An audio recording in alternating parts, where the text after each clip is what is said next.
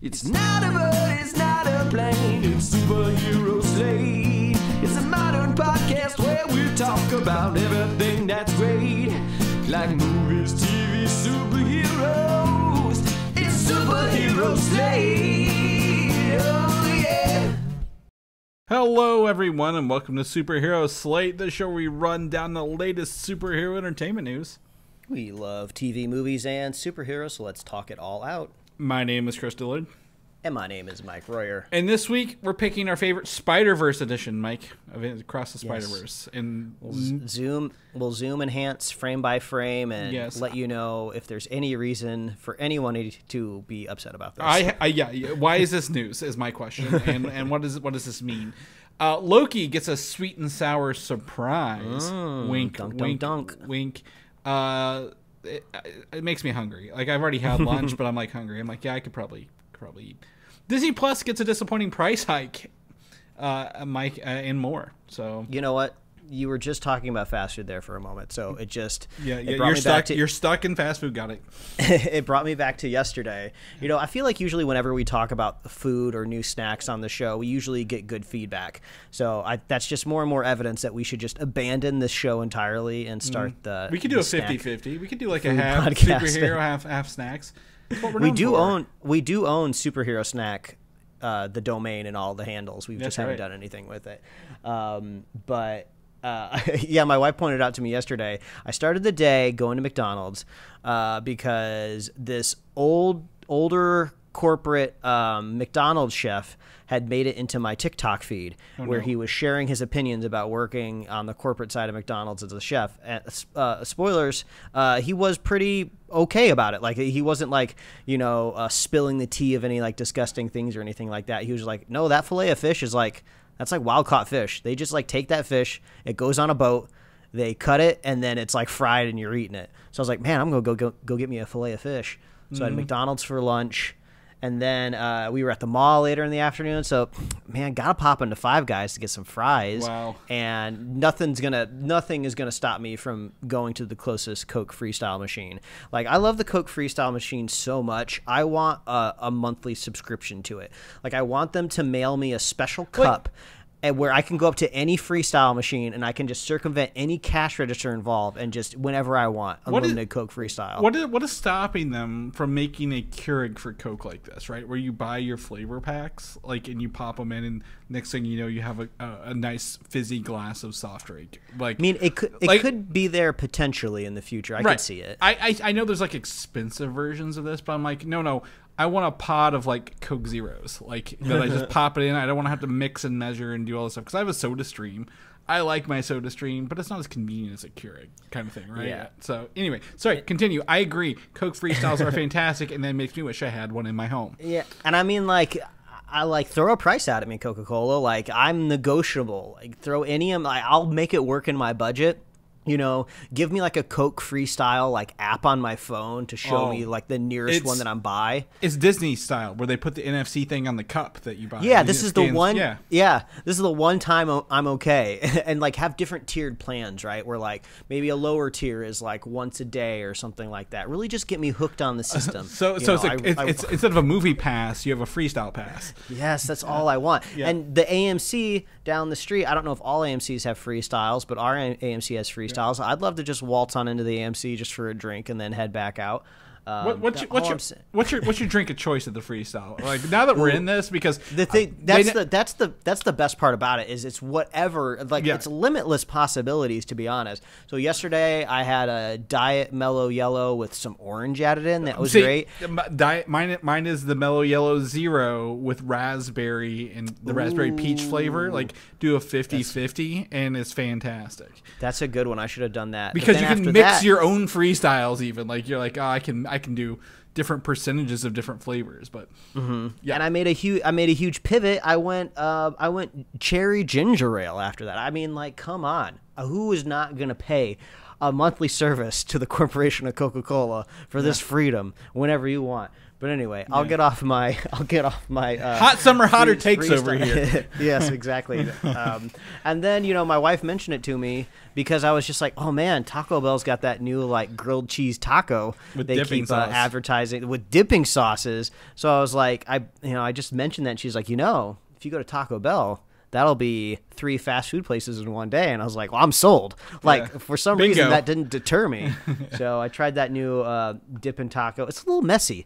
Messy in a way of, like, you can't really touch it because it's just the grilled cheese is so greasy on the outside. It's wet, slidey cheese on the outside. So you kind of peel back this little paper they give you. It doesn't, like, really work. And I don't know if they're still crafting their shredded beef technology, but I was like a couple bites in, and I legitimately thought they forgot to put beef in it, and they put refried beans in it instead. And this is supposed to be like technically like kind of like whole meat in a way, right? These are supposed to be muscle fibers, and they were so soft. I thought it was refried beans, but I still ate it. So I mean, we're in a recession, Mike, and Taco Bell's even got to cut back a little bit. So your experience may vary, but yeah. We're going to be talking about McDonald's a little bit later. For some reason in this episode, I wasn't expecting it. But made me think about fast food. Yeah, like we're talking about McDonald's in a not fun way, and that's really depressing to me because I'm like, hell yeah, I love a good gimmick. Mike, you love a good gimmick, right? Anything with a different flavor, a different thing.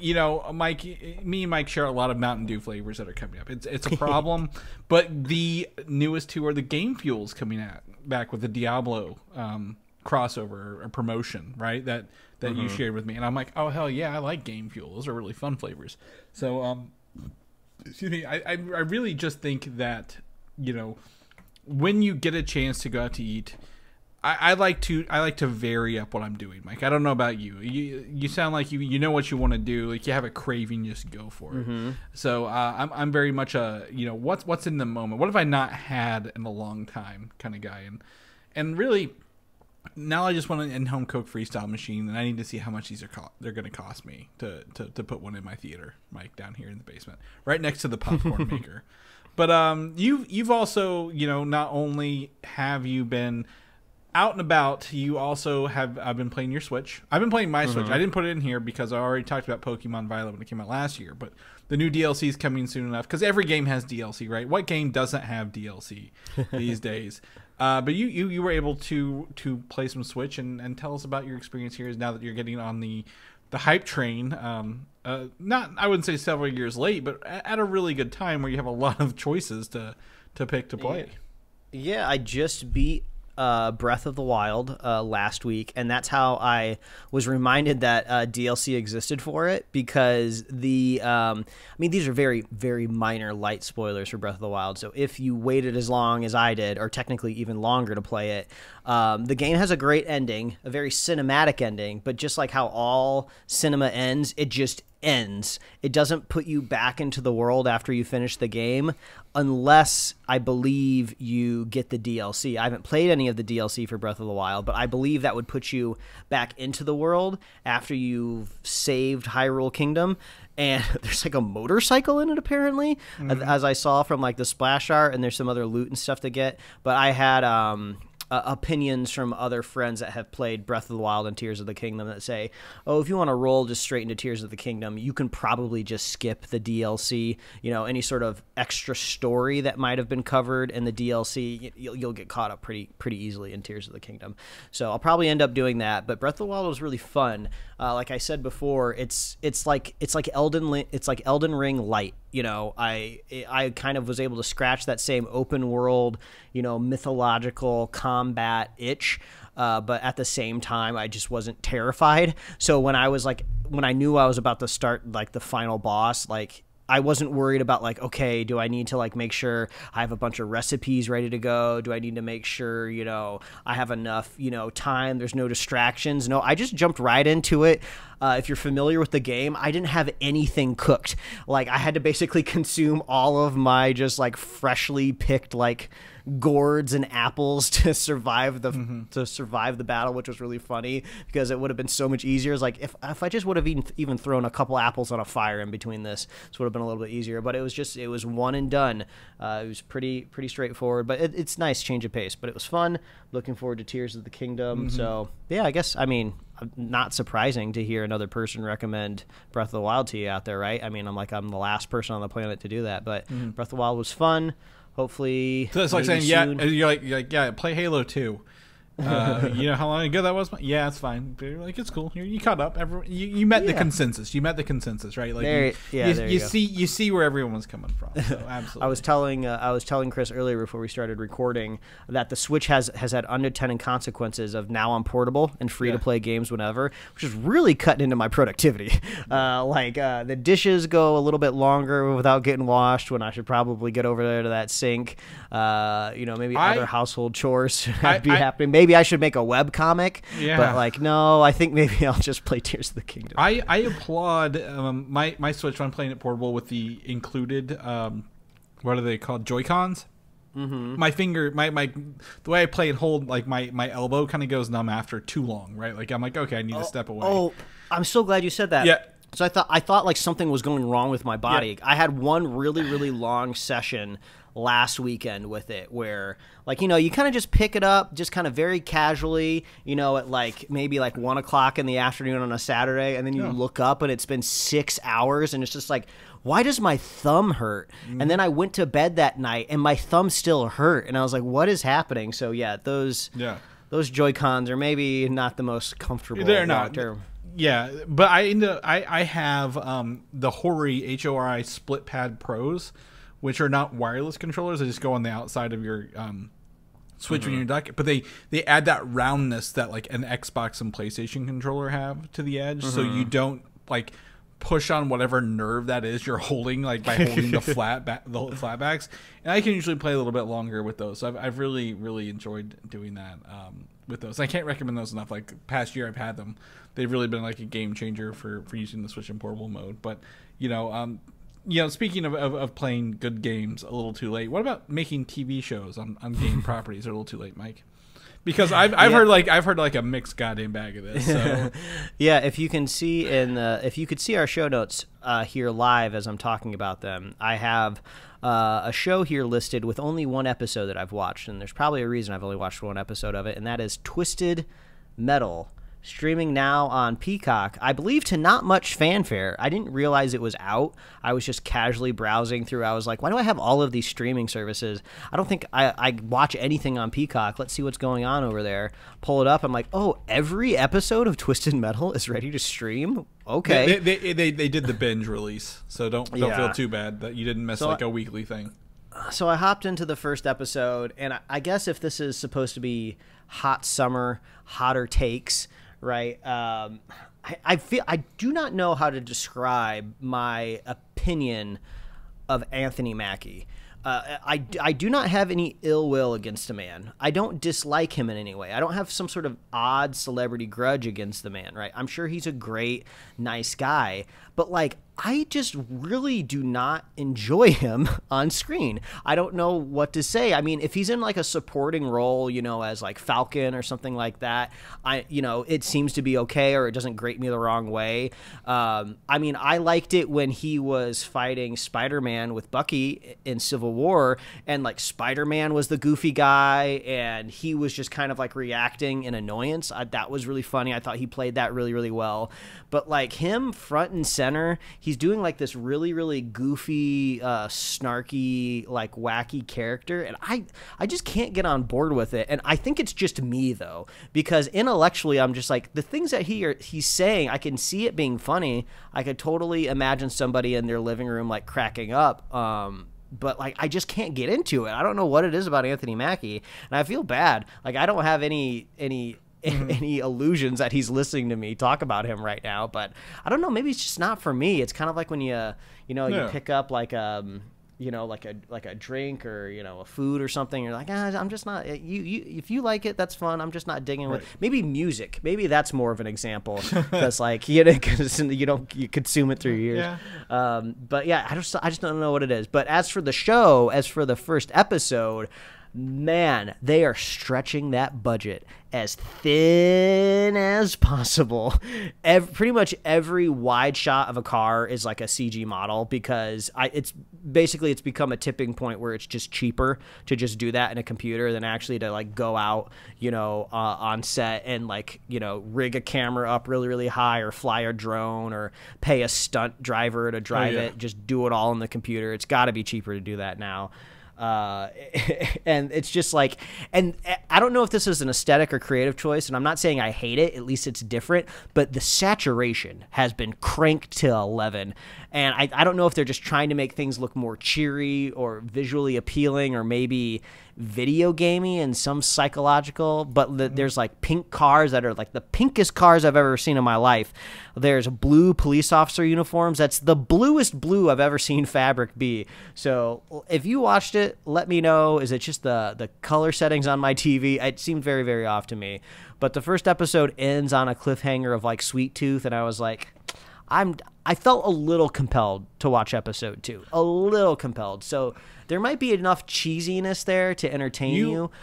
I will say you are in the minority, according to Nielsen and NBC Universal. They say most people binge at least 3 episodes in one sitting of this show. So I don't know if this is telling because the reviews on IMDb are usually self-selecting and they're kind of hard to pin down. But I looked at all of the episodes ranked, and it seems to go as you get into the series. It seems like it gets better critically as you go through the episodes. I don't know if that's just because the people that didn't like it dropped off and only the people that liked it are left reviewing the later episodes. I think it's called Stockholm Syndrome. Like the longer you're with your captor, you start to...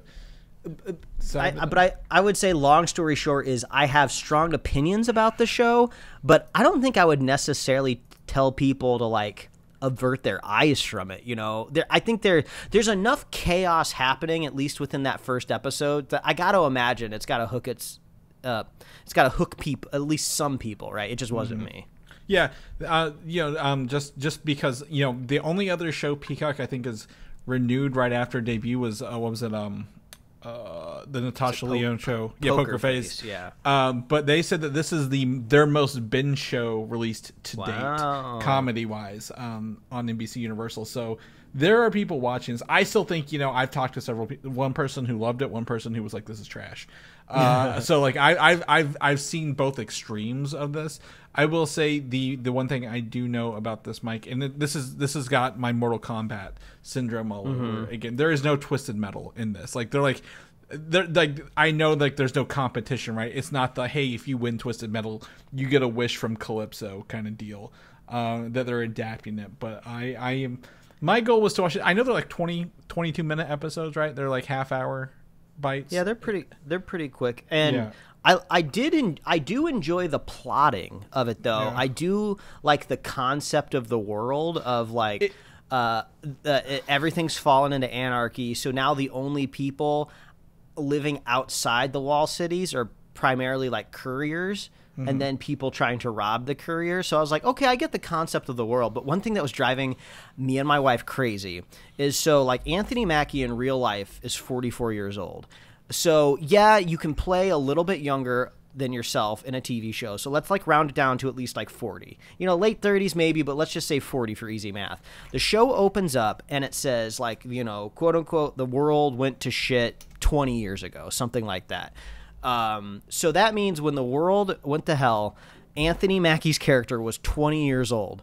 In the first episode, he sees a baby, and one of the characters says like, "Oh, you've never met a kid, but you've never met a baby before." And I was like, he's definitely met a baby if the world didn't go to shit until he was 20. And then he's like brought into a walled city, and he's like eating like a nice meal, and he like doesn't quite know how to use like the fork and knife, like he's some sort of like he's like some sort of like Savage, just like caveman. It's like, no, he lived in a socialized society for 20 years. He's not like some sort of like cave person coming out of. So I just thought that was very, very weird. So I don't know exactly, maybe if I caught that narration wrong at the beginning, but I'm pretty sure it was 20 years. So really, really funny attention to detail that seemed to get missed. Yeah, I think, to me, and I explain this, what I would have, this also suffers from what I've been calling secret invasion syndrome, where you've chosen a really good property with a title and then you've failed to meet that property, right? Like you mentioned, like there is no games, like it's not Twisted Metal, but it's got a good premise. So why didn't you just call it something else? Like there are other video games, there are other, come up with a creative name. And do that. And then maybe on the last episode, you turn it into Twisted Metal, right? Like you give it a different name, and then the last episode, like, oh, this is the precursor to Twisted Metal, and then the next season could be Twisted Metal, kind of thing. So I feel they're relying on that IP name a little too much without really leaning into it, which is what we can agreed Secret Invasion did, right? It took what one of Marvel's best series, and was like, hey, actually, this is just like a really tiny bit of something that's not going to mean much in the long run. Mm-hmm. So. That's my plan is to still at least watch the first one, if not two, and try to figure that out. Yeah, just watch the first episode. I'm just curious what you think about it. Yeah. I'll definitely let you know. And then also for housekeeping for everyone else to know, we are going to be taking off the end of this month, the last weekend of August. We will both be out of our own home states or current states, I guess, and somewhere else. So we're going to not have an episode at the end of August, the week before Labor Day. So we. Sorry, but not sorry. That's our summer vacation. We actually get a summer vacation this year. Superhero Slate summer. Yes. Where the takes are so hot, we have to take a week off. We have to do it, or else we'll implode from the pressure of doing this podcast, Mike. But yeah. Anyway, so let's jump into this. Mike, still without air conditioner. We shouldn't dive on that too much, but just know Mike is heating up over there. Do we want a temperature check? Let's do a temperature check, everybody. Let's see. Let's see where we're at. We are cranking in at 83, just a little over 83 degrees. Okay, so it's rising from last time. Yeah, I promise. I was going to tell Chris. Don't do it. Everybody, I'm recording with my shirt off. Oh, no. It's too hot. Oh, my gosh. I was going to have because I'm right in front of like a window. So I was going to open up this window, get a little bit of a cross breeze growing. But then as soon as I thought that would be a good idea, there's like a tow truck out on the street, like beeping like every half second. And I'm just like, no, I can't. I don't want to get up in the middle of this podcast, try to slam this window. So I'm just going to sauna it up. That's right. The Superhero Slate sauna. That's right. We're going hot summer, hotter takes, hot sauna. Oh my gosh. Yes. Were we talking about the Flash? What's going on? We're talking about the Flash. Yeah. So another minute has passed as I wrote down the time code on this. But the Flash, this movie that just won't end. Warner Brothers is releasing a Flash and Black Adam 4K 2-pack. And everyone's like, why are these two movies like the ones getting the 4K releases? Are they also going to have like QR codes that send you to some sort of like NFT or something like that? Is there some sort of crypto scam going on here as well? No, I can't see why. It's coming out in October. I was trying to figure out what it is and why these would be together. I mean, not saying that, these are the two biggest DC bombs. We also have if people forgot, Shazam 2 was in the middle of these, right? So why are we not getting a Black Adam? Black Adam and Shazam may have a 2-pack, but why is Black Adam and the Flash getting a physical release?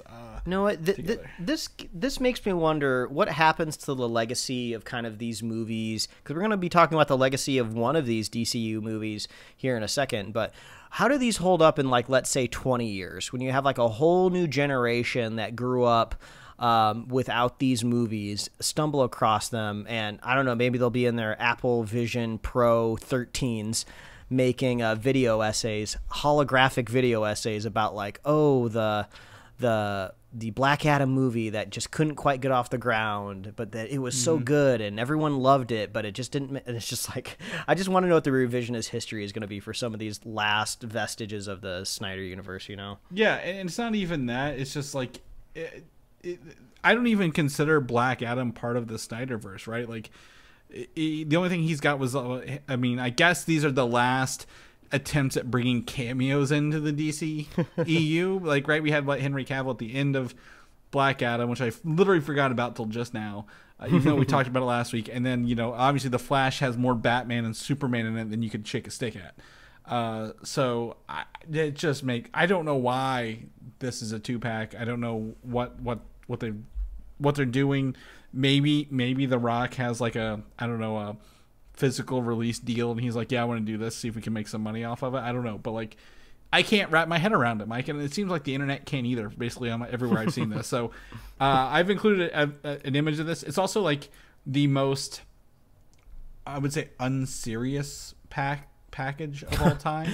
Before I clicked on it, I almost was like, I'm going to predict what the cover of this box set looks like. And I was like, I bet it's like a diagonal line that separates the image, and you have like each they both have lightning bolts. Someone saw both lightning bolts in their names. That's what it was. Someone was like, yeah, let's get this going in the marketing department, folks. They're obviously the same. They're obviously related somehow. So it's also like a double thick case here too, which is weird because like I have DVDs that are like single thick, but like have like the multiple stacks, right, of them. Someone has gone through the trouble to putting these together in like two different cases as well. This is what grandma gets you when she knows you like superheroes, but doesn't really quite understand the deviations between all of the different movies. Do you know what a Five Below is, Mike? Still? Oh yeah. This is a like Five Below right here. Yeah, this is like a bargain bin type of thing. Now, like I feel like we're being a little too harsh, in my opinion, on the Flash because it's being lumped in with Black Adam. I think Flash is a superior movie to Black Adam in almost every aspect. I would actually sit down and rewatch the Flash. I would not do that to Black Adam. So I don't want to lump them in critically, for my opinion, for my taste. But, you know, if maybe Flash is going to attempt to carry Black Adam a little bit more, I don't know. Hold on here. Let me see. I went to Box Office Mojo for the DCEU. Just to see what I can do, what I can see here, and I don't even see the Flash on this list. So maybe it's like two. Like if anything, maybe we don't give Black Adam critically more, but it at least did make more money overall at the box office. So yeah, so it's like it's putting two flawed movies together in their own right to possibly make something that makes $1. yeah, we'll see. But anyway, if you're interested, put on that do not buy for Christmas list. Make sure no one gets you that because you don't want to get that 2-pack. It doesn't even come with digital codes, Mike. Look at it. It's just physical, like 4K and Blu-ray. All right, moving on. The Suicide Squad, not the Suicide Squad, the original David Ayer's version that came out. David Ayer has been promising his version after quote unquote drama from the DCU new announcements calms down. It's like James Gunn wants to launch his universe first, and he has promised David Ayer that his Ayer cut will release. Is this something we want to see like 10 years too late? Like is like what? Why? This is another I put on the why though. Like I get it. He didn't get his version. It's probably cool, but like, why are we waiting? And is it even relevant by the time they reboot this universe? I mean, I guess strategically, if you were thinking about, you know, people's opinion of your work, you would want as much time to elapse between the last time they saw the Suicide Squad and when they see your version. So at least there can be some. There's sort of a whole space nother for Suicide Squad in the middle. Like I don't know. Yeah, I mean, out of curiosity, yeah, I would watch it. Just like how we said the same of like out of curiosity, yeah, what does a Snyder cut look like? But at the end of the day, I mean, like it's not like Ayer has made a ton of things that I have enjoyed, in the past. He made Orc Cops, right? Is that like the one that was on Netflix with not Will Smith? Oh, I think so. I'm looking at his IMDb right now because I'm looking at his. Because he didn't write that. That other guy wrote it, right? He didn't write Bright, but he did direct it. He's done The Tax Collector, which was a Shia LaBeouf movie in 2020, and now he's doing The Beekeeper, which is next year with Jason Statham. I mean, Bright was awful, bad movie. End to Watch was good. Never saw Fury, but I've heard kind of like mixed things about that. But yeah, I mean, I don't know. I like obviously when you watch the Suicide Squad, you can see like the insanity that encompasses like the editing, right? You know, which is out of Ayer's hands when it's not his cut. But you can't necessarily like you can create a movie that feels different, but I feel like you can't change like the core concepts of the film, right? And I think those were also flawed as well. It's so I think, you know, again, it's curiosity, but it's not something I'm like, I wish I owned this. I wish I could go back to it and revisit this because it's gonna matter one day. It's not, right? Like it's over with. But I just realized that he wrote The Fast and the Furious, the first movie. He is the writer for that, so that is what he's writing on 22 years later. Yeah, so. I mean, I'll give the dude credit. It's not like the movie was entirely bad. I'm sure he had some sort of final approval over casting, and some of the cast in this film was really good. I mean, especially Margot Robbie as Harley Quinn. That was a knockout of the park for sure. So, but I do like how it's quoted as after all of the drama from the DCU announcements calms down, this will come out. It's like, dude, there's always going to be drama around the DCU. Right. That's just kind of like the whole bread and butter of that side of the universe. This week is everyone's like, I've seen more articles about how the DC universe with James Gunn is already confusing because The Flash didn't reset it. Wonder Woman's still continuing, or maybe it's not, and now there's this. I'm like, yeah, like no one's ever going to be happy over there. You need a clean cut, right? Like a nice slice of your cake where the rest of it's not crumbling over onto your plate, Mike. You know what I'm talking about, right? A nice clean slice of cake. And this is like more of like, what do they call, like it's like a crumb cake, if you will, where everything's just like kind of all over the place. It's like a coffee cake. Yeah, you're getting a little bit of everything, no matter what you want or do. So I guess we are still 2 years out from Superman, if you will, 2025. So this is just going to be the talk until more solid work comes down the line. But I think we agree. We'd like to see it out of curiosity, but is it necessity?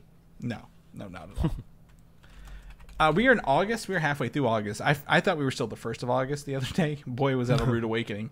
But Ahsoka is coming the end of this month, right? Here at, I believe it is the 20th? Not the 20th. What's it called? The 23rd. We were a week and a half away.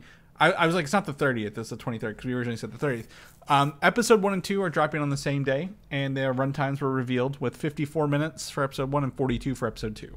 So nice. That's some meat on the bone there. That is pretty good. And then they also will be weekly after. I wrote August 23rd in the notes. I wasn't even looking at the show notes, Mike. I'm an idiot.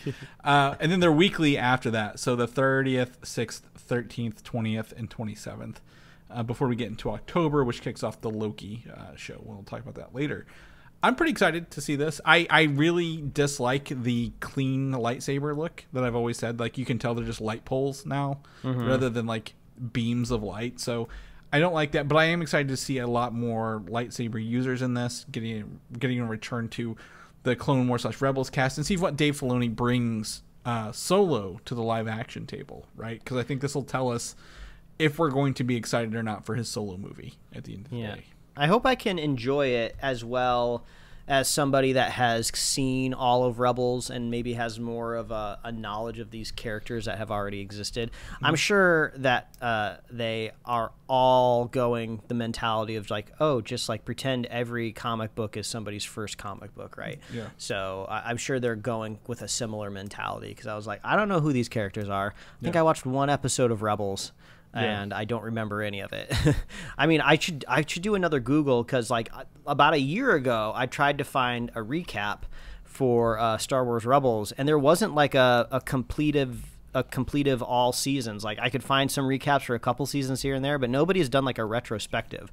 So I'm gonna look that up real quick, Chris. They have I did see an Ahsoka. Maybe it's officially Star Wars or like someone who's like me. Like, this is your watch list of the Clone Wars and Rebels to get ready for Ahsoka, like the must-have episodes, which I think was under 10 total. So I thought that was pretty cool to have that. Hell yes. 2 days ago, my favorite recapper, man of recaps, has an entire series recap for Clone Wars and Rebels, which I believe if this came out 2 days ago and Ahsoka is here clear as day on the thumbnail, it must be from the perspective of trying to get you ready for the show. This is awesome. I love man recaps. He's great. He's to the point. He's got a little bit of his own opinion, but also he doesn't let it get in the way of recapping stuff. So this is good. This is what I want. Yeah. I do think that is helpful, Chris, of quintessential episodes. But like I just said before, like if I'm playing my Switch, I don't have time to do anything right. else. Well, I would also say this is one of those situations where you don't need an Ahsoka recap. You need a Rebels recap, right? There's a difference because you know who Ahsoka is. And you're like, I don't really, I'll figure out more about her in her show. This is like, there are extra characters in the Ahsoka show. You're like, I don't know who Sabine Wren is, and so on and so forth. So I think there's value in this. I'm gonna put this in my our show notes without watching it at all, just because I know Mana Recaps is good, and I don't even have to watch it to know that it's going to be helpful. I'm on the page. It's his longest one since Attack on Titan, but that's a whole different beast. So Ooh, I should watch that too, because I'm kind of done watching Attack on Titan, but I would be curious where the story goes. So anyway, I am excited for Ahsoka. I keep seeing more clips show up into my feed, kind of prepping people and hyping people up, and I'm just like, it just looks good. It just looks visually enticing. My theory, as always, is a lot of these trailers are showcasing like the first 2 episodes. So like what are we not seeing? Like, how good is this gonna get? Because they're only showing stuff from the first 2 episodes, maybe 3, without trying to spoil any of the story, right? So very, very excited, and we'll see when that comes out at the end in a week and a half. But speaking of Lucasfilm, they're rumored to be developing, similar to Marvel, a What If series. Not the Visions show, but a What If, based on like actual changes in the timeline and universe. And this could be either animated or live action, but I believe at this point it would probably be animated. Just to, Chris, budgetarily, like I don't see them getting back all these actors. They already did this in a certain Lego Star Wars special, where they flew around the timeline and changed things, which was pretty fun. That was a good time. But you do bring up a good point, because when you say there's a rumored What If, the first thing in my head I think is like, oh, they'll just do it animated. They might even just use like the same producers or whatever from Marvel and shift them over to like Star Wars content. But then you do bring up a good point. Like, the Visions already exists, and like I feel like it kind of already exists within the same space and kind of genre. So, I mean, maybe live action would be cool, but also at the same time, are you going to confuse the audience even more? That has to already manage a timeline in their head of where they are in the universe before they watch their show, and now they have to manage, is this canon or not? Well, I think if people can handle Marvel's What If, I don't think they're going to be, I don't think it'll be confusing. I think it'll be headcanon kind of thing. But why are you not releasing Star Wars Detours instead? Oh my gosh, yes. Like literally, it's done, it's animated, it's got a bunch of silly what if stories, right? Like the one that's leaked is what if the 2 bounty hunters that look the same took over Dexter Jester's diner, is like a hostage situation. Like, that is all you need. You don't need to make another show. Just put those out. Those are going to be fun and little 10-minute tidbits on there. And what's the moniker that they use on Disney Plus for something that's like, what is it, Legacy? Is that what they call it?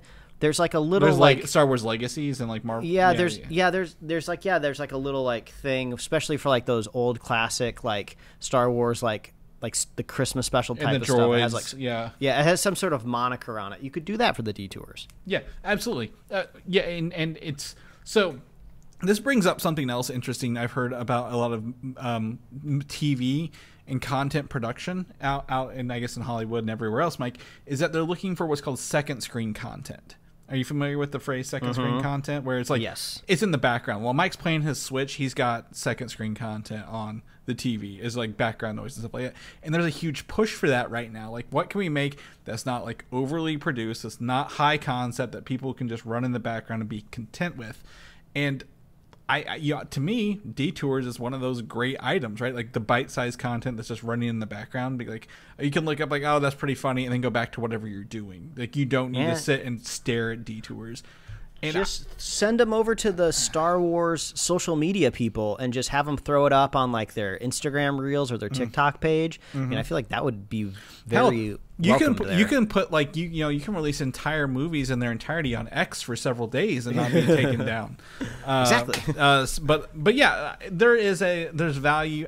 Back to the what if. I would like to see what if. I wouldn't care if it's animated or not. I think animation would be well suited for this, but I don't need Clone Wars animation, right? Like I don't need the Bad Batch / Rebels style stuff. Give me something that looks like the Marvel stuff that's similar to life, but like can literally, I think would be great if it spans the entire scope of Star Wars, right? From like the first Jedi, the first Sith, all the way through like, what if Palpatine had really died and we got the movie? What if we got a good Episode 9, Mike? That's a good what if kind of story. But like, I think there's value in this, but at the same time, I would rank again the unreleased detours over this because I don't need to make more content. Let's just release what we have because I've seen one and it was funny.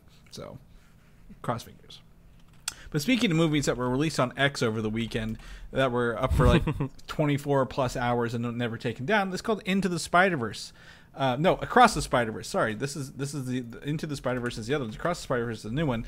So Across the Spider-Verse is now on digital, right? So if you want to go buy it on digital, you can do so. It's not on rent, it's not on streaming, so this is like the buying. But there are a plethora of differences from the theatrical version. We talked about this originally several months ago. Like, hey, there's two different versions of Lila, the 2099, his AI. Different, like one's a selfie and one's like a different version. It's cool to see it. But apparently, if you go and look at this, there's like, I've included the thread in here of all the known changes currently. It's like 10 plus. So there's this version and the second one that is now on theater or in digital is the canonical one, if you will, compared to what you may have seen in theaters. At the end of the day, just going to cut out here, I don't care. I don't care. I don't remember the lines of dialogue or if they did a voiceover versus text on the screen at the end of the day. Like, it doesn't take away from the story of how good this movie was, right? And how visually appealing this movie is to watch. So I don't care. We just live in a world where people can nitpick these things after release.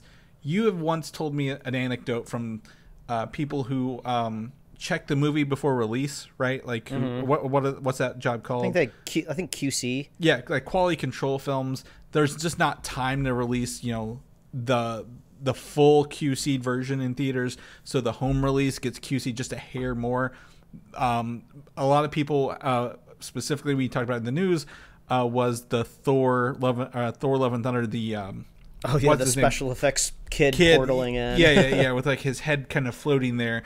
So, that's a different thing. But like this doesn't take away from the movie. It's just weird that people are so into the minor details about it, like to create this list. And I'm like, I don't care which one I saw. You have a cam version that no one will ever see again. And while we, you're like, Chris, you say this about George Lucas, you want to see the original ones. It's fine. I do want to see the original ones, but like that's changing actual story points and like adding in things that weren't there. Well, this is just rearranging voiceovers and dialogue on screen. Yeah, stuff like that. Tip. And like I have 3 takes on this. The first take is I am curious now. So we did report that there were these different differences between the film depending on what theater you went to and when you saw it.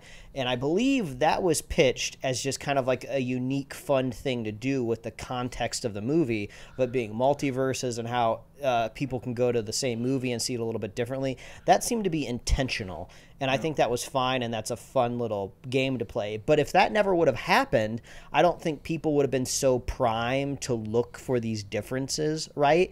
And I don't think this even would have been a headline if they wouldn't have kind of done that, that kind of like creative, I guess, gimmick in a way to add a little bit more special context to the theater release. So usually I think this kind of stuff happens all the time in other movies, and you just don't notice when it goes from theater to home that, oh, they moved this line, they moved this around, which is funny to think that, like, this probably is really messing with some people's Mandela effect, where it's like, no, I swear when I went to theaters, the line read was this way and not this way, which I do find funny to mess with people in those minor ways and drive them crazy. Number two, I feel like you said, Chris, this really isn't much of a big deal. But at the same time, we have reported on many times that this movie seemed to barely just get made in time. Yeah. And there's absolutely no way the third installment is hitting theaters on time. And I think you and I will both be pretty shocked if it makes it to a 2024 release for the next film. So I think just goes to show you, like, they were even struggling to hit the release date that they had there in the summer. So I think these are just kind of things that the directors and producers were just like, no, this is what we originally intended. We just couldn't get to this version of all of our notes, before the theater release. So let's do it. And because the home digital version is what persists long term into the future. So you kind of got to nail that one down. Right? To add to that, movies are not sent to theaters the opening day. There's probably sent there weeks in advance, right? Or downloaded weeks in advance because they're hundreds of gigs files if they're using the digital version. So absolutely, there can be like, hey, this is the one we have to send now. It meets our standards. It'll be fine.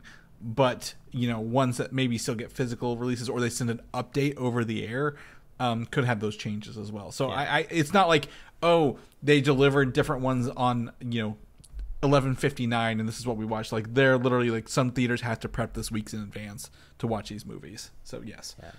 And I feel like last observation, and this is purely just an observation, I don't know if I have an opinion on it either way, but like, man, it is not hard for people to get cams of movies anymore. Like, all of these threads that you see are just like straight up pulling clips from cams that are very much illegally recorded and just throwing them up on like social media for like comparisons, which I think is cool in a way of where I can get like raw interpretations of comparisons, right? Like, I don't have to like, wait for somebody. Well, I can't even wait for somebody to get a home release because it wouldn't be the same. So you kind of have to do it from a cam. There's no other way to do it.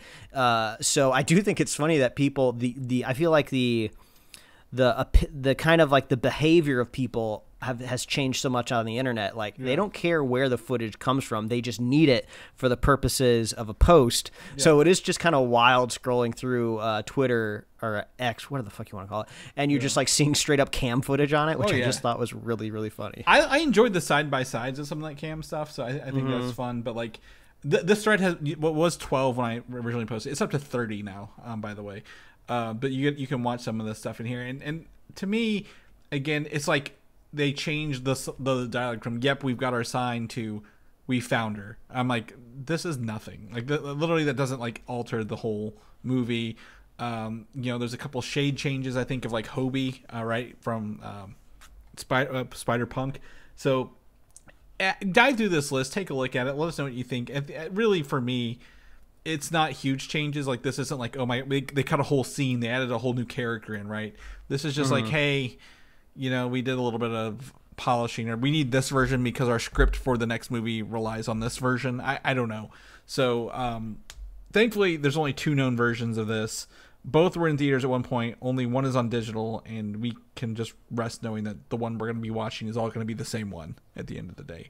It's not. This isn't the ending to Clue, Mike, where we all had a different ending when we went to theaters that we all weren't probably old enough to watch in theaters.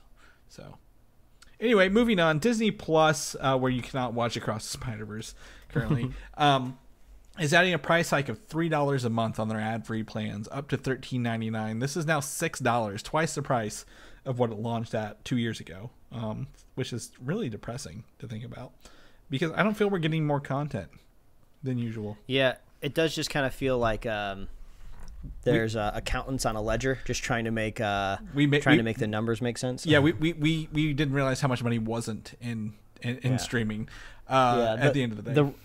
And I feel like the most difficult thing is, especially when it becomes the Netflix, because Netflix is like a Silicon Valley investment company, right? Whereas like Disney is just like this corporation that has existed forever, where the streaming industry, like the prices have never really been honest to what the service is. Like, I don't want to like defend a corporation and say like, oh, you've been getting a discount all this time, but like that kind of is what it is, right? They intentionally price things low first, you know, to undercut the cable industry to grow, because that's been the whole business plan the whole time along, right? For something like a Netflix is we need to gain as many subscribers as we can so we can become actual competition, capture all of these users, and then start to raise prices to kind of normalize what the service kind of should be.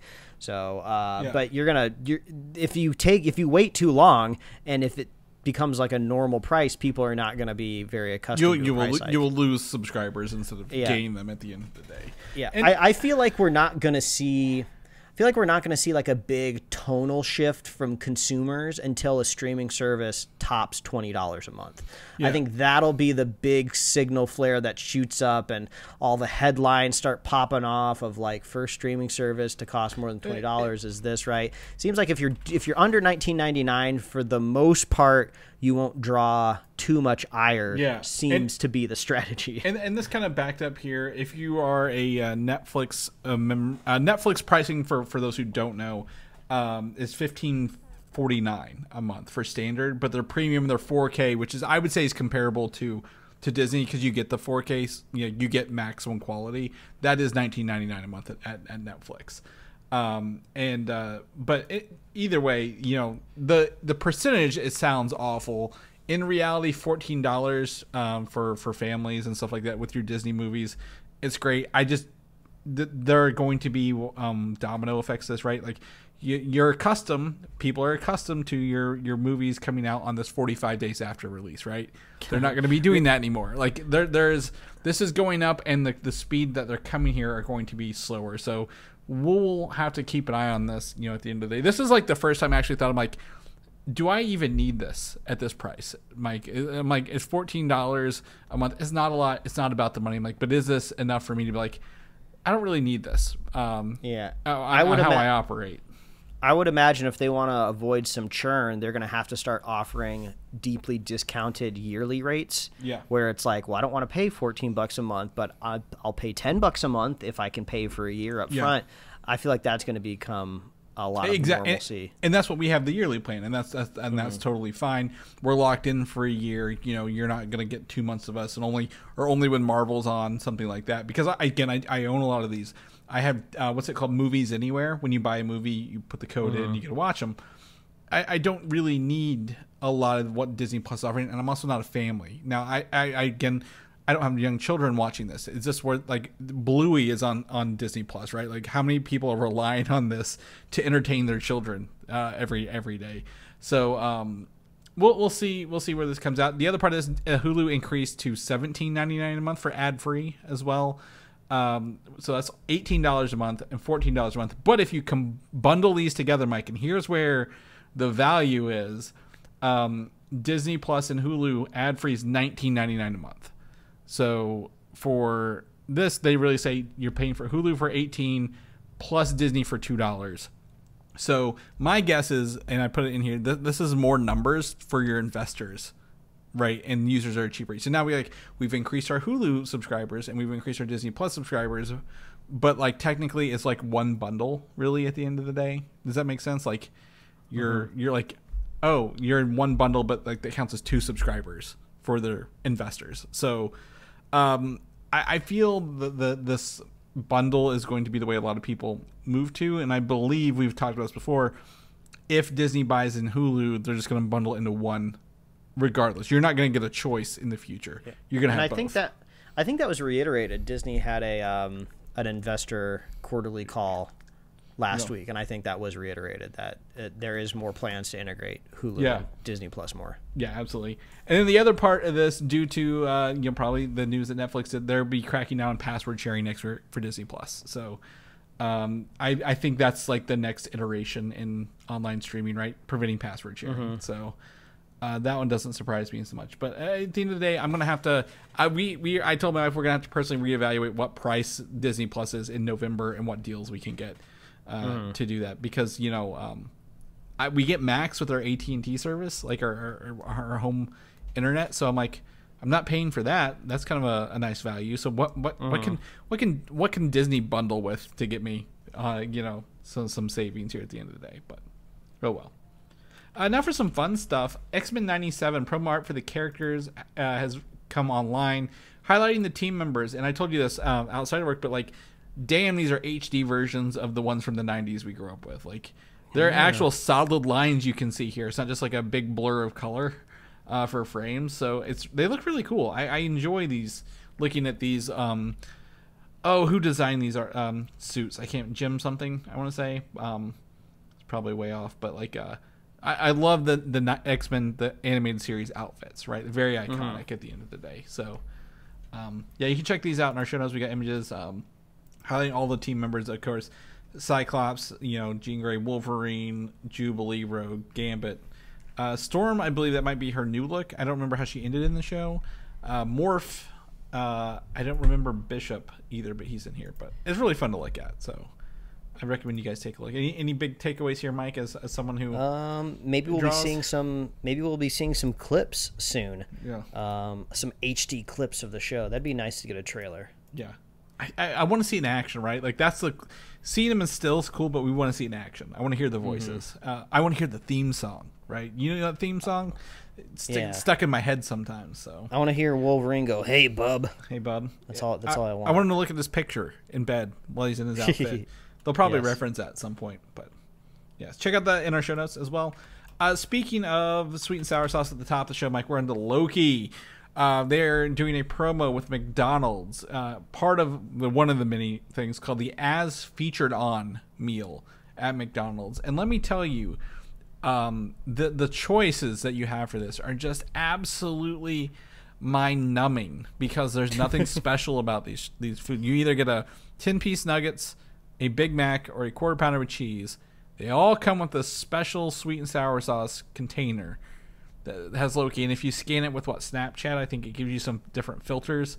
Yeah. But boy, this is really sucky that it wasn't like some sort of new meal item. It was just a re-stickered sweet and sour sauce. It's a bit of a low lift, right? It's kind of like the McDonald's doesn't really have to do anything different except get some sort of design approval for a Loki foil label, right, to go on top of it. And yeah, there are AR elements, right? But like, you could have done that with literally any company, any promotion. You could have left product, the label the same and did the AR components. Yeah, exactly. So the only slight benefit here, and I don't know if this is going to be like corporate synergy nonsense or whatever, but like, the big question that you raised in our group chat is why does the sauce come with something that's not nuggets?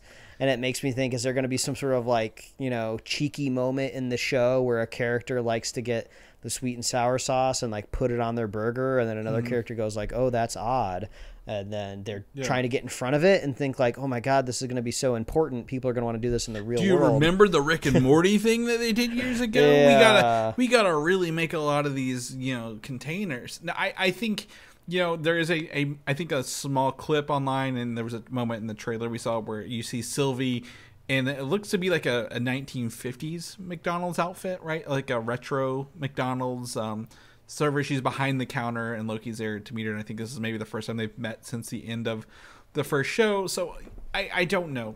But all the other promotions were like as featured on Loki. Now, does this make Mike? This is my question: is this an extended promo, and Loki is the first step? Because there are a bunch of other shows and movies they've referenced at the end of the day in this as featured on teasers. So like, as you see in the sticker here, and I believe, is this the same label is this the official label that you've put on our? Yeah, I believe that is from the sweet label. And sour sauce as featured on Marvel Studios Loki. Now, will we have like something as featured on, there was like some sort of anime that had McDonald's. There's a bunch of stuff I can remember. I just can't remember. But like, I know it's there. Like, do you think that this is maybe like the first step in an extended promo, and they're just using Loki as the kickoff point? Like, we're gonna get different sauces or different like menu items that are based on that? I don't know, but like the vintage, I believe this is like kind of 70s McDonald's look is fun. So I like to see what they do with that. I'm sure the production design has always been one of the cooler things about the show for Loki. So the fact that they'll have to recreate, a checkout counter at McDonald's back in the 70s is really, really fun. Look at that collar on her shirt, like that wide collar, like that screams 70s on her outfit there. So, but somehow we were finally able to get, some hard-hitting food journalism into our show, thanks to Loki and McDonald's. That's right, exactly. The other part that McDonald's has been crossing my feed lately is they're doing the Pokemon card promotion again. So if you want some Pokemon cards, you can go get that. Yeah. Actually, we're gonna take a break here because before we jump on the next one, because I want to give a shout to friend and listener of the show, Patrick, who sent me his Lorcana deck that he got at Gen Con this year. When he got a playtest, a game demo at Gen Con. So I now have a Lorcana deck before the game comes out. So I'm very excited to play Lorcana, Mike. As you know that from the past year, I've been harassing you about this. So that should be out in stores maybe this week, or at least big box stores at the end of the month as well. So stay tuned as we come back and probably talk some more about it. I want to get your vibe on this. So yes. Anyway, the Marvels, the upcoming, the next movie from Marvel, currently slated for November, possibly delayed.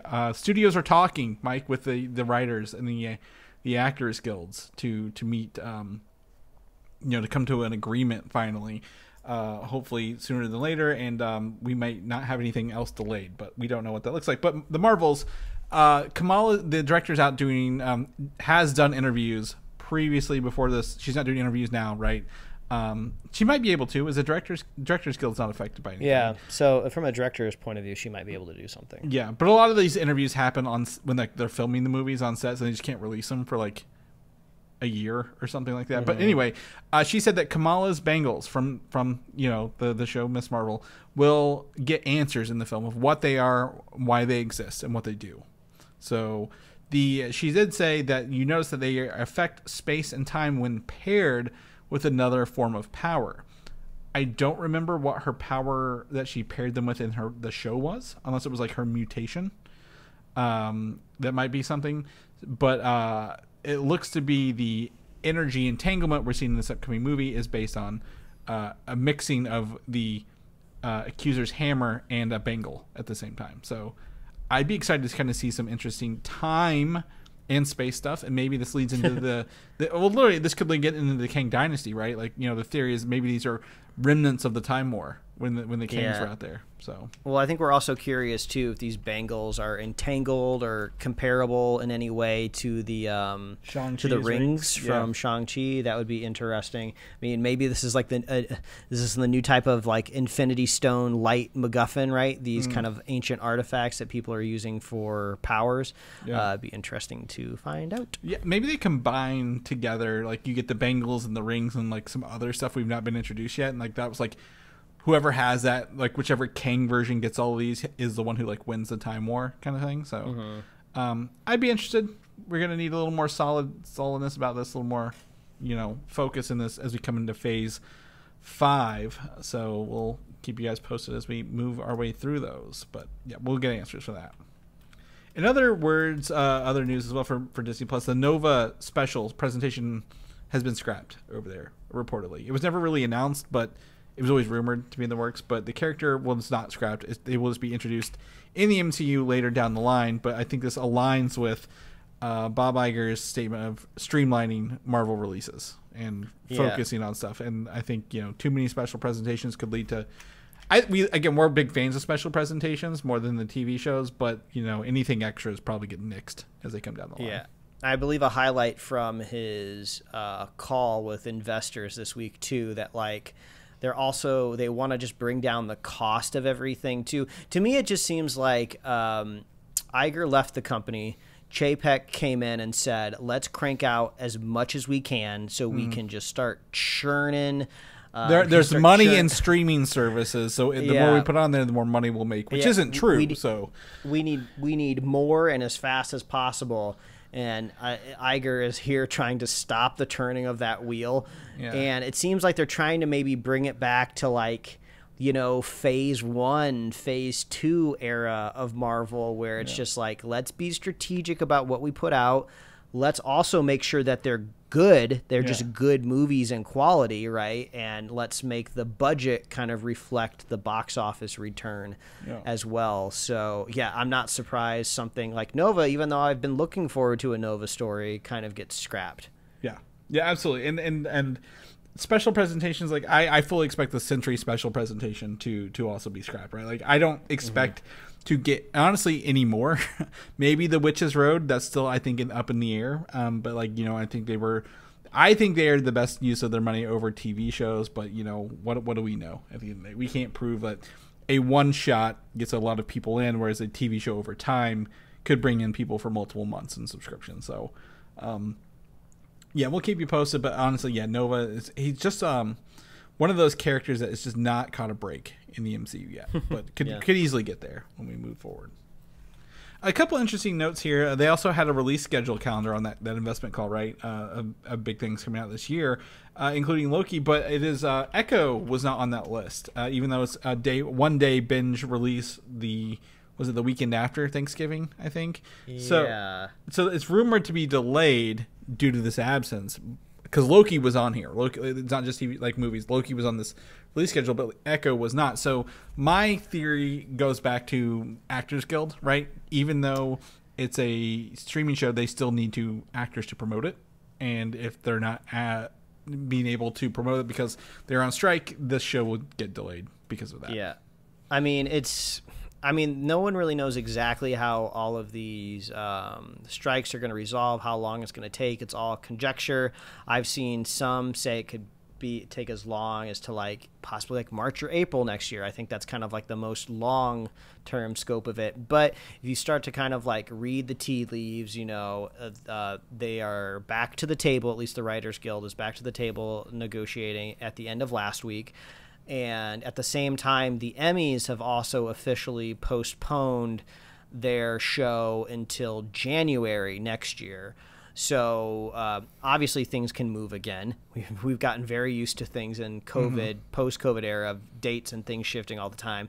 But, this is an award show that absolutely must have actors and creators there, or you just can't do the show. So if they seem to be at least signaling confidence for January. So maybe big question mark basically for anything in 2023 is probably what we're looking at still. Right, yeah. A lot of things that are within the next couple months, probably okay, right? Those promotions are already probably filmed. Interviews, like I said, are usually done on set.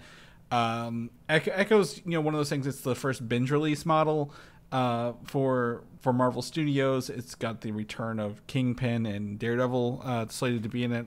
Very unknown character, very unnecessary show. I feel again, this is one of those we need more and faster. And they were pick a character. Okay, this is it. But if it's delayed, that's fine. I don't think it's indicative of the quality. I think it'll be what it is regardless. So just waiting on this to get promotion so they can potentially hype people up for it.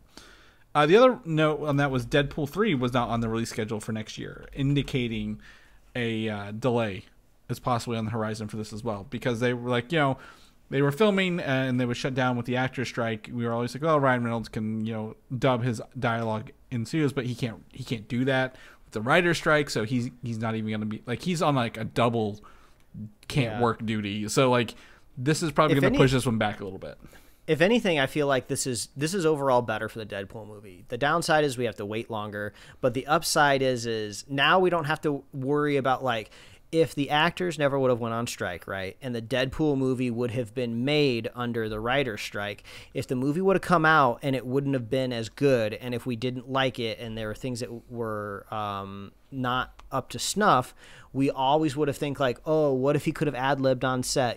That was the thing that was missing. They were creatively restricted. That's a bummer because this Deadpool 3 movie was going to be a big deal. So now I feel we don't have to worry about that as much, because by the time the actors are probably back to work, I would think the writers would also be back to work as well, so they can kind of get things back to normal. It sounds like the writers are first on the list. Well, they've been striking the longest, so it makes the sense. They've been striking the longest, and without writers, the actors can't act, right? Either. So it's one of those things. I think if they get it done, he can at least do the writing. I think we're gonna, again, as you said, dates are gonna shift. They're gonna shift horribly, not in our favor, but for the betterment of everyone else involved in these productions. So we didn't put it in here, but the Marvel VFX teams are unionizing, or trying to unionize as well. Yeah. I think it I haven't looked into it, but obviously if anyone's ever watched the credits for a Marvel movie, there's lots of different VFX teams that work on a movie. So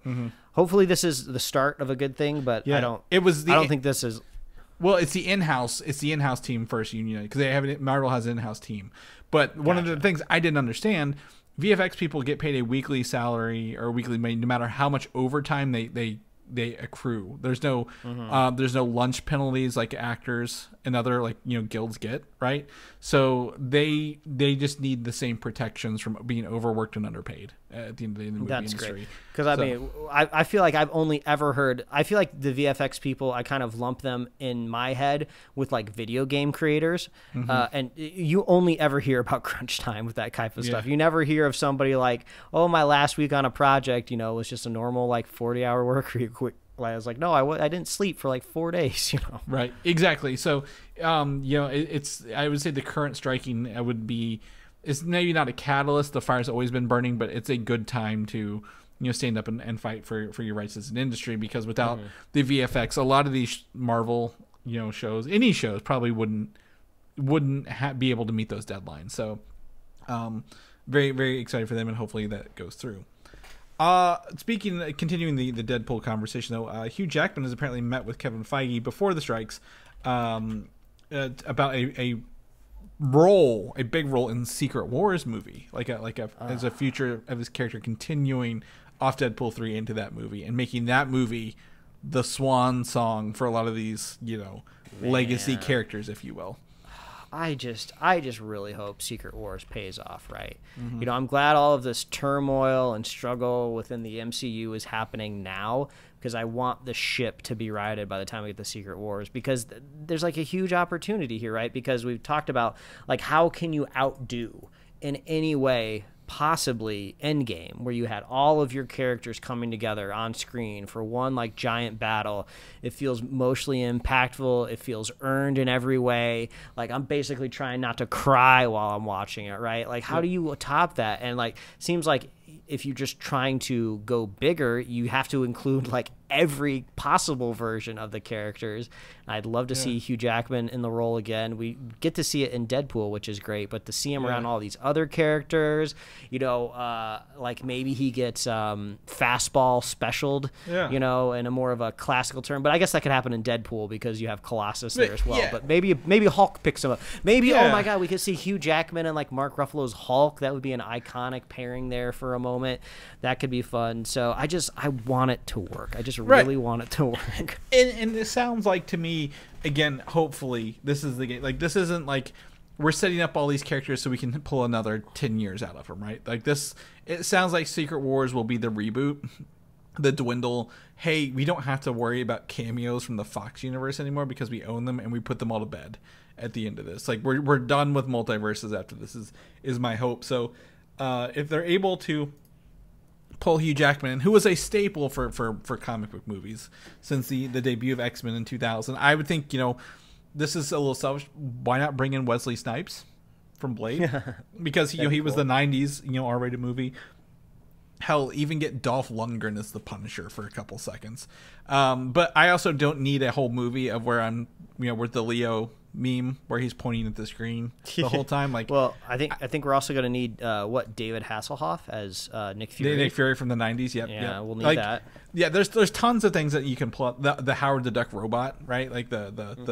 The big one. So it's just one of those things. I don't want that. It needs to be a good story, and these characters need to have a reason to be there.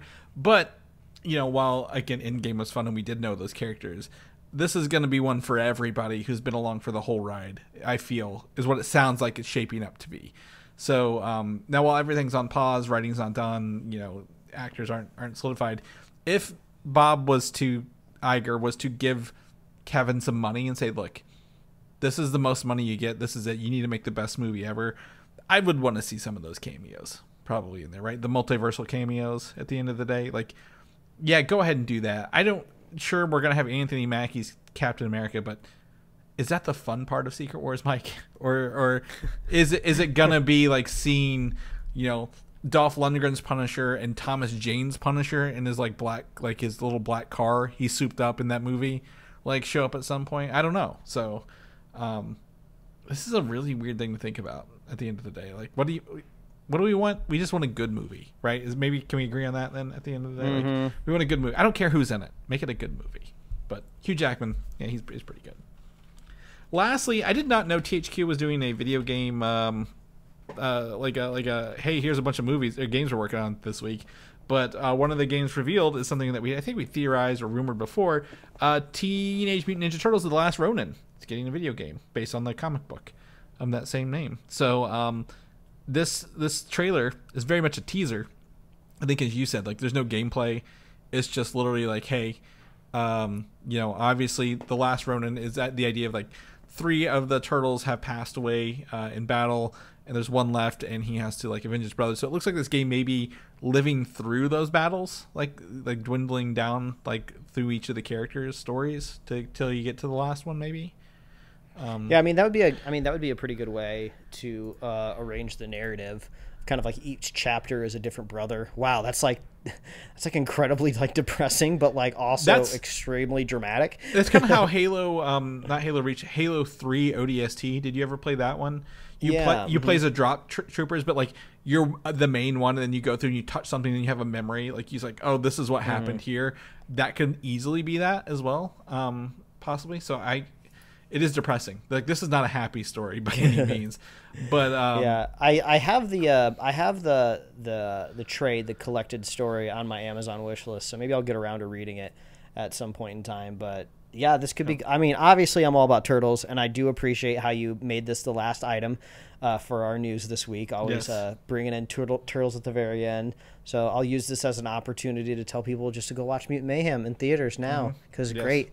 And I love it, and I want people to go see it. I saw that at least I don't know if it was like the executive producers or the head of like Paramount Animation or what, but they were happy with the return on their first opening weekend. I don't know how it did this weekend, but I just want a sequel. I want more turtle stuff. So do you want to beat? You can't beat Barbie this weekend, Mike. Barbie's like his 4th #1 straight. So. Yeah, I think a video. Did you played? Have you played Shredder's Revenge yet? The 8-bit side scrolling one that was like a successor to the arcade one. No, that's fantastic. But this is not that game, so I'm excited to see kind of more of this as well. I'm glad the Turtles, Kevin Eastman and is it Peter Laird? Yeah, are making more Turtles content. Right, still 30, 40 years later, or I guess be 30 something.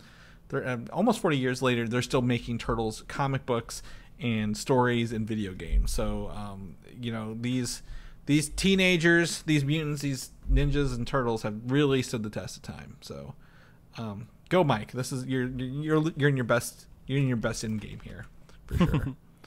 But that's it for the show. That's it for our news. If people want to know what you're doing, what you're up to, where they can get more of your turtle hype, we're gonna get that at. Yeah, well, they can find me at Mike Royer Design on Instagram, Twitter. I'm still going to call it Twitter, TikTok. You can find my webcomics at liferewardsrisk.com. Hopefully, I'll get around to making more of them if I'm not playing my Switch. Chris, if people want to find you, where can they find you? You can find me on Instagram, Valdan87, or video games of Valdan, VALDAN, anything you want to do on there. People know about the show. Come back, listen to us. We have, I think, is it next week is Blue Beetle, Mike? Oh God, we are next weekend's Blue Beetle, guys. So I guess you can come listen to our review of that in our regular episode. Where can they get all that good content at? Yeah, I'm gonna make it quick and easy because we've reached the mid 80s here in this room, 85 degrees. So I'm just gonna tell people to visit superheroslate.com. That's the headquarters for all things Superhero Slate. If you want to be a superhero, if you want to be a super fan, but also it makes you a superhero. If you want to be a super fan of Superhero Slate, all you got to do is share the show with a friend, share the show with a buddy, and send me some blocks of ice so I can build an igloo and escape this heat. I'm going to send you a shirt so you have to put one on. Maybe it'll be a tank top. It'll be tolerable. But we'll see you guys next week. All right. Bye, everybody. Thanks for listening, and don't forget to subscribe.